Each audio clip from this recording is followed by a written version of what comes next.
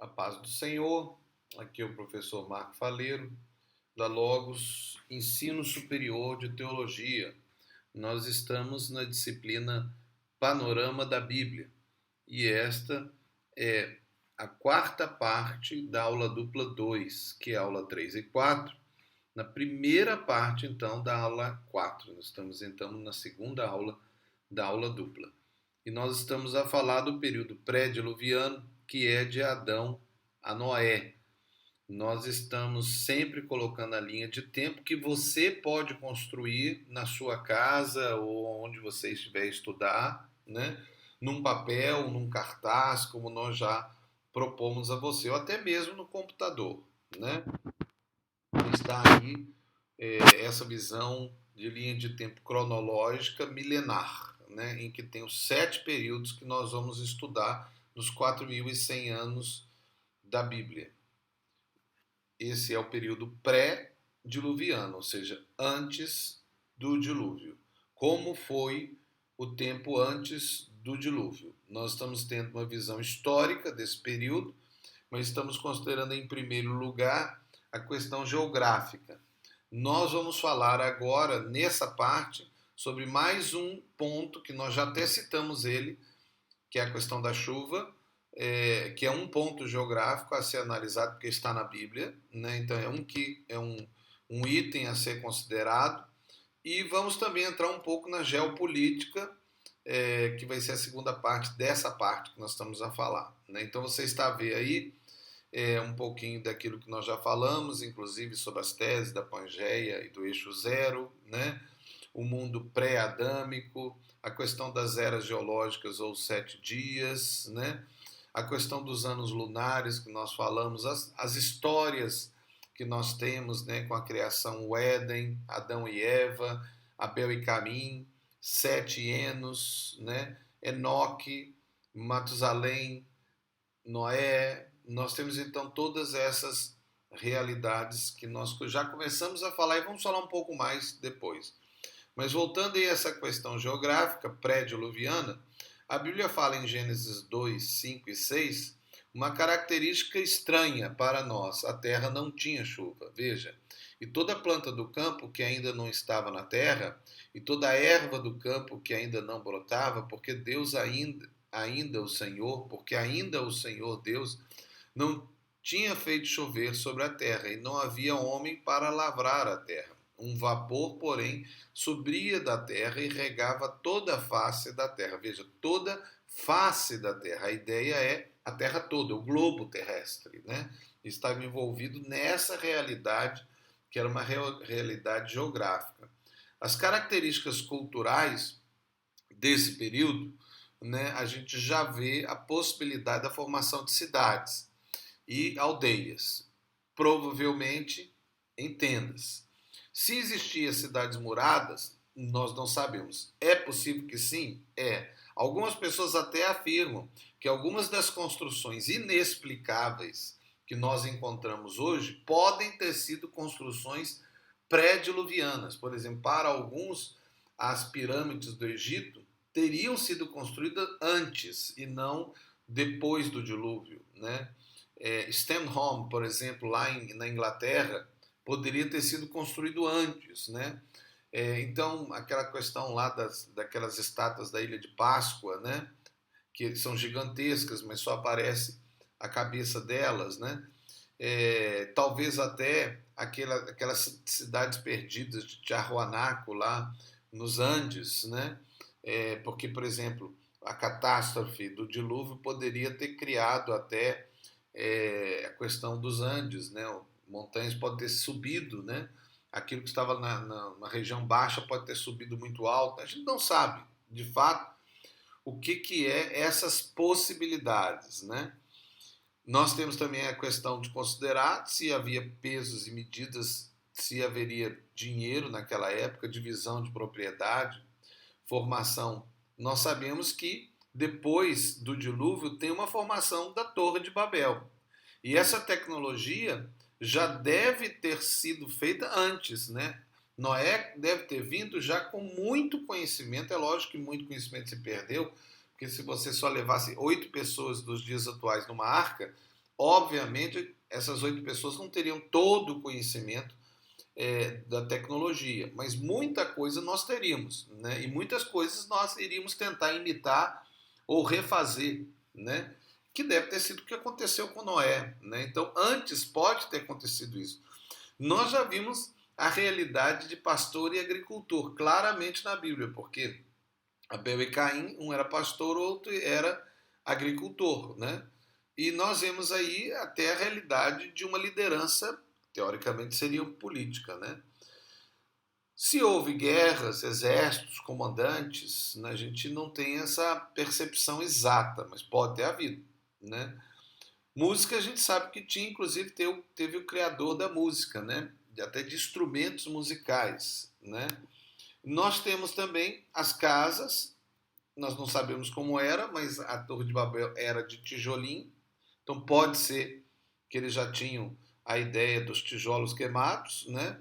O sistema religioso nós não sabemos o que era, provavelmente deve ter sido criado um sistema politeísta, ou então claramente um sistema demoníaco, né, de adoração a anjos, né? Aí seria até a proposta de Enoque, né, com a questão até dos anjos tendo a possibilidade de se misturar com os homens, né? Eles com certeza desenvolveram a astrologia.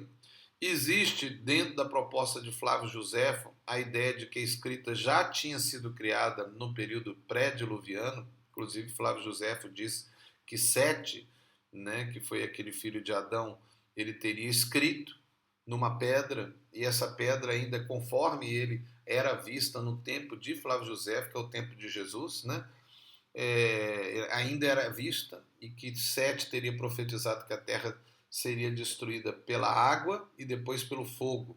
Pode ser, até uma revelação de Deus, né? Se a gente olhar por esse aspecto, seria o dilúvio e o final dos tempos, né? Mas essa é só a proposta. As raças, né, que a gente já falou, seteitas e caimitas, né, o de Sem de Cã, de Caim, caimitas, né? E a sociedade, com certeza, era cheia de crimes e maldades, né? Conforme Flávio Josefo, o dilúvio teria vindo por causa de 3 pecados, né? O homossexualismo, o canibalismo e o vampirismo, né? Então, seriam 3 pecados que destruiriam a humanidade, né? Se a pessoa é homossexual, não nasce criança. Homem com mulher não nasce criança. Se você come as pessoas e bebe o sangue delas, você mata. Então, você mata. Então, o que seria o fim desses 3 pecados? Que é apenas uma proposta, tá? Proposta, né? Na discussão do que teria acontecido no período pré-diluviano. É apenas uma proposta. Mas o que seria isso? Seria provavelmente a destruição da raça humana. Então, Deus vir e trazer o dilúvio seria uma maneira de misericórdia de Deus de salvar a humanidade, porque o homem estava se destruindo completamente. Chegaria a um ponto que o homem iria extinguir o homem na terra. Então Deus veio intervir e falou: não, ainda vou dar uma chance. Vou chamar 8 que, né, pelo menos um que serve ao Senhor de fato, e dele eu vou recriar a humanidade, vou fazer uma nova sociedade, né? Então essa é uma proposta de misericórdia, né? É uma ideia, é uma tese, né? Está aí de novo aí, eu vou sempre passando para vocês verem, né? Essa linha de tempo para vocês não se esquecerem. As questões históricas pré-diluvianas, nós vamos levantar 3, né? A questão de Caim se casar, a questão do casamento dos filhos de Deus e as filhas dos homens, e a questão da longevidade do homem. A questão de Caim, sem dúvida, é uma das que é mais levantada, e normalmente quando alguém quer falar, mas com quem que Caim casou, né? Conforme a Bíblia, quando Caim não existe citação a outros filhos de Adão, ou netos, ou descendentes. Mas nada impede que tenha havido. Isso, na verdade, é o provável, né? É o mais óbvio, que Adão continuou a ter filhos e que esses filhos de Adão teve outros filhos. Você vê, até 7 são 130 anos. Quando é que Caim e Abel tiveram aquela contenda e um matou o outro? E quem disse que Abel e Caim foram os primeiros filhos? Nós não sabemos, né? Deus não falou, o primeiro filho foi Abel e Caim. Não, a Bíblia não fala isso. Né? Pode ter nascido outros e Deus só chamou atenção ao primeiro episódio de assassinato da história da humanidade. Né? E pode ter acontecido, crescido e formado povos, né? Como, por exemplo, a proposta rabínica, né? Com o livro de Enoque. A questão de Caim casar-se, a tradição e documentos judaicos diz que já havia países nesse tempo. Agora, então a questão de Caim, vamos ter uma coisa óbvia. É óbvio que Caim casou com uma filha descendente de Adão, porque não tinha outro casal. O único casal que tinha era Adão e Eva. Aquela ideia da feitiçaria, ou melhor, né, do misticismo, né, de uma mulher que existia, que não era a Eva, isso não existe na Bíblia. Né? Isso é feitiçaria, isso não tem nada a ver com a Bíblia, não tem a ver com a revelação de Deus e nem com a ideia da história, tá certo?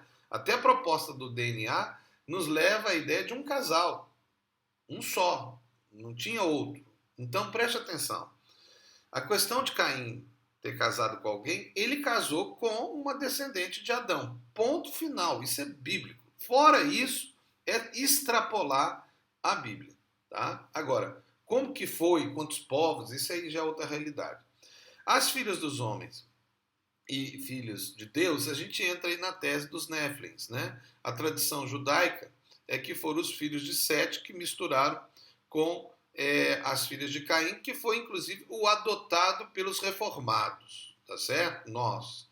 Né? Então existia dois povos, um eram os filhos de Deus, que eram os descendentes de Sete, e os filhos dos homens eram os descendentes de Caim. Com o tempo se misturaram e aí houve o que aconteceu com o dilúvio. A ideia dos Néfilins é uma palavra que está em hebraico, né, que foi traduzida por gigantes, né, e que teriam sido anjos, que teriam descido do céu e teriam se misturado e adulterado com mulheres humanas e gerado seres híbridos, que teriam sido gigantes e teriam sido os grandes heróis da antiguidade, né, que talvez até daí teriam nascido as lendas, né. Então, isso é uma possibilidade? É. Isso atrapalha eu acreditar nisso, professor? Não, não atrapalha.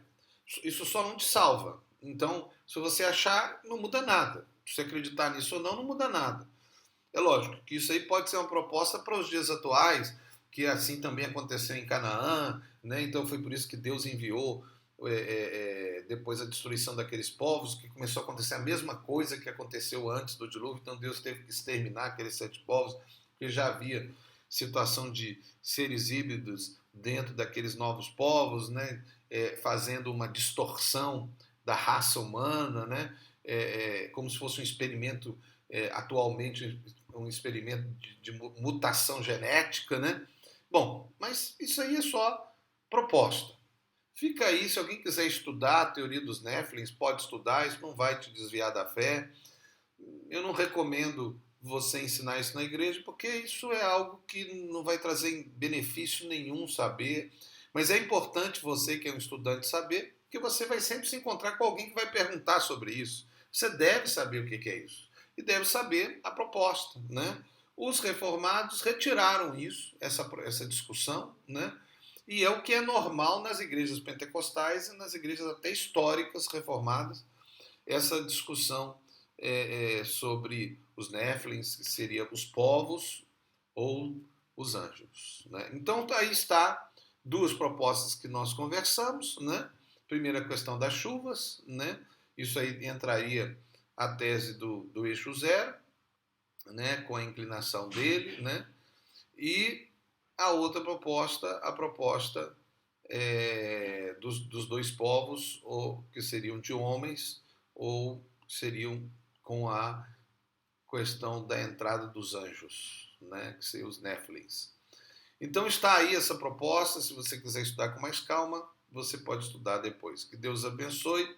Aqui é o professor Marco Faleiro, na disciplina Panorama da Bíblia, da Logos, Ensino Superior de Teologia.